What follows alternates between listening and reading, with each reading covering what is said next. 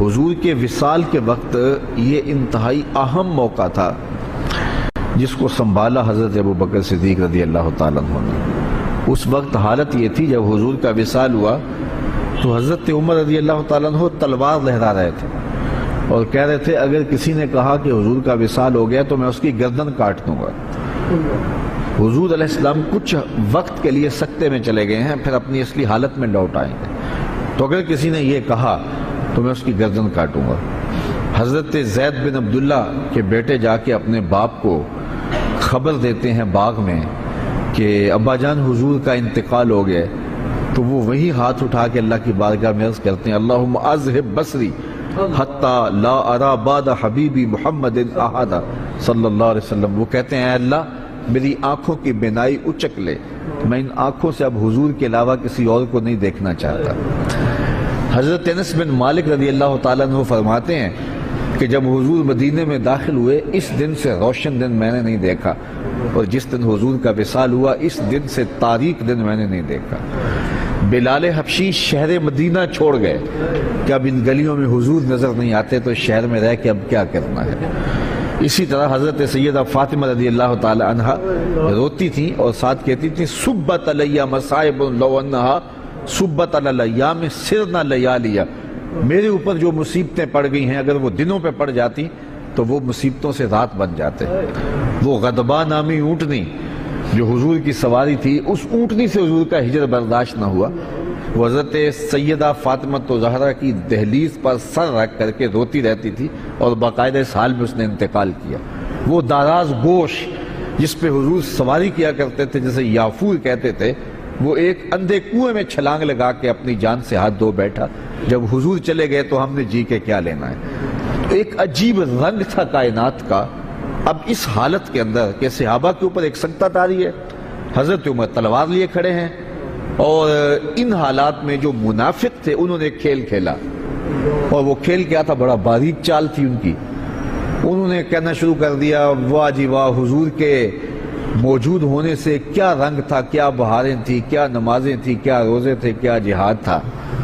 اب کس نے نماز پڑھنی ہے، اب کس نے روزہ رکھنا ہے، اب کس نے زکوٰۃ دینی ہے، اب کس نے حج کرنا ہے، اب کس نے اپنے مال کو پیش کرنا ہے۔ یہ تو ساری بہاریں ان کے دم سے تھیں، تو جب حضور وصال کر گئے ہیں تو اب کس نے یہ نیکی کے کام کرنے ہیں، اب پھر وہی قتل و غارت ہوگی، پھر وہی سب کچھ ہوگا۔ تو اس طرح سے انہوں نے یہ بات پھیلانی شروع کر دی۔ اب مجھے بتاؤ کہ یہ کتنا نازک موقع تھا، اور حالات صحابہ کے یہ تھے کہ ان سے سنبھلا نہیں جا رہا تھا۔ عین اس موقع پر امت کو جس شخص نے سنبھالا اس شخص کا نام ابوبکر صدیق رضی اللہ تعالیٰ عنہ۔ تو حضرت ابوبکر صدیق کھڑے ہوئے اور لوگوں کو متوجہ کیا، اور لوگ متوجہ ہو کے ان کے قریب آئے، لیکن حضرت عمر رضی اللہ تعالیٰ عنہ اسی حالت میں تھے۔ لیکن جب آپ نے لوگوں کو قریب کیا تو وہ بھی آ گئے، تو آپ نے لوگوں سے مخاطب ہو کر کہا لوگوں مجھے ایک بات بتاؤ کہ تم کس کی عبادت کرتے ہو؟ تو انہوں نے کہا کہ ہم اللہ کی عبادت کرتے ہیں۔ تو کہا کہ وہ تو حی ہے، وہ تو لا یموت ہے، وہ تو زندہ ہے، اس کو موت نہیں ہے۔ اور حضور اللہ کا فرمان اور حکم لے کر آئے تھے، اور جو ذمہ داریاں تھیں وہ نبھا کے حضور چلے گئے۔ اور پھر آپ نے وہ آیت پڑھی وما محمد الا رسول۔ صحابہ فرماتے ہیں ہمیں پتہ چلا کہ یہ آیت اس موقع کے لیے نازل ہوئی تھی، ہمیں پہلے کبھی اس کی طرف توجہ ہی نہیں ہوئی تھی۔ اور پھر فرمایا کیا جس دین کے لیے رسول اللہ نے اپنی ساری زندگی لگا دی، حضور نے اپنی ساری جوانی لگا دی، حضور نے ایک ایک لمحہ جس دین کے لیے صرف کر دیا، کیا حضور کے وصال کرنے کے بعد تم اس دین کو چھوڑ دو گے؟ صحابہ نے کہا کیوں چھوڑیں گے، ہم تو کھڑے ہوں گے اس دین کے لیے۔ تو کہا پھر حضور چلے گئے اور تمہارے کندھوں پہ یہ ذمہ داری ڈال گئے ہیں، اب اٹھو اور اس دین کا جھنڈا لے کے پوری دنیا کے اوپر نکلو۔ اور اس جملے نے امت کو کھڑا کر دیا۔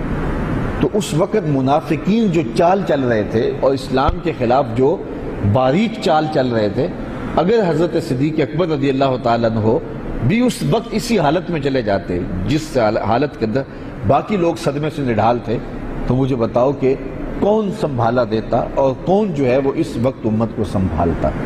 تو حضرت ابوبکر صدیق رضی اللہ تعالیٰ عنہ نے اس موقع پر امت کو سنبھالا۔ دوسری بات یہ ہوئی کہ امت تقسیم ہونے لگی تھی، یہ بات طے ہونے لگی کہ انصار سے خلیفہ ہوگا اور ایک مہاجرین سے ہوگا۔ اس موقع پہ حضرت ابوبکر صدیق نے جا کے کردار ادا کیا اور امت کو اس نازک موقع پہ تقسیم ہونے سے بچا لیا۔ آج لوگ کہتے ہیں کہ ادھر حضور علیہ السلام کا جست انور پڑا ہوا تھا اور انہیں خلافت کے معاملے پڑے ہوئے تھے، اور میاں یہی تو کام تھا ذمہ داری کا جو کرنے کا تھا، جو حضرت سیدنا صدیق اکبر نے کیا۔ اس وقت اگر نہ اٹھتے تو امت دو حصوں میں تقسیم ہو چکی ہوتی۔ تو یہ وہ احسان ہے حضرت ابوبکر صدیق رضی اللہ تعالیٰ عنہ کا کہ کلیجہ ان کا بھی پھٹ رہا تھا۔ حضور علیہ السلام کی وفات کا جو صدمہ تھا وہ انہیں بھی تڑپا رہا تھا، بلکہ ایک زمانہ ایسا آیا کہ حضور نے صحابہ سے خطاب کرتے ہوئے فرمایا کہ اللہ نے ایک بندے کو اختیار دیا ہے کہ وہ اس دنیا کو اختیار کر لے یا آخرت کو اختیار کر لے، تو اس نے اس دنیا کی بجائے آخرت کو اختیار کر لیا۔ تو حضرت صدیق اکبر رو پڑے۔ تو باقی صحابہ نے حضرت ابوبکر سے پوچھا کہ ابوبکر یہ بات رونے والی تو نہیں ہے؟ تو کہا تم نہیں سمجھ رہے، اس بندے سے مراد خود حضور کی ذات ہے، تو اس کا مطلب یہ ہے کہ حضور اب ہم سے جدا ہو رہے ہیں، اور انہیں برداشت نہیں ہو رہا تھا۔ لیکن اس وقت جب یہ نازک موقع آیا تو حضرت ابوبکر صدیق نے کھڑے ہو کے امت کو سنبھالا دیا